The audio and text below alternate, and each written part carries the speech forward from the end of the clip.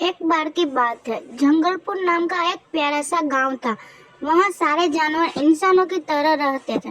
कोई दुकान चलाता था, कोई स्कूल जाता था, कोई झाड़ू लगाता था। काली चौदस की रात थी। सब अपने घर साफ कर रहे थे क्योंकि अगले दिन दिवाली थी। बंदर मोंटी बोला, अरे भाई, कहते हैं आज के दिन यमराज धरती पर आते हैं। चलो, मैं घर के बाहर तेल का दिया रख देता हूँ।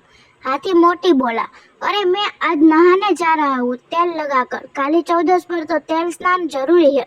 शेर बोला, मुझे कोई डर नहीं, मैं जंगल का राजा हूँ। यमराज जी मुझसे दूर रहेंगे।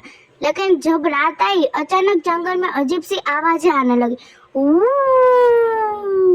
सब जानवर डर गए और एक दूसरे के घर भागे। मोंटी ने दरवाजा खोला। कौन है वहाँ? दरवाजे पर खड़ा था एक काला सा साया। मैं काली चौदस का भूत।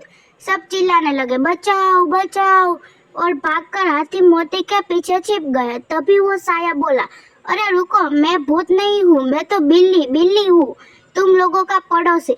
दरअसल बिल्ली ने अपने ऊपर राख और काली लगा ली थी ताकि किसी को डराकर मजाक कर सके। सब जानवर हंस पड़े।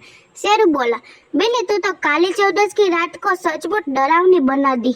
फिर सबने मिलकर बिल्ली को भी तेल लगाया, मिठाई खिलाई और ढेर सारे पटाखे फोड़े।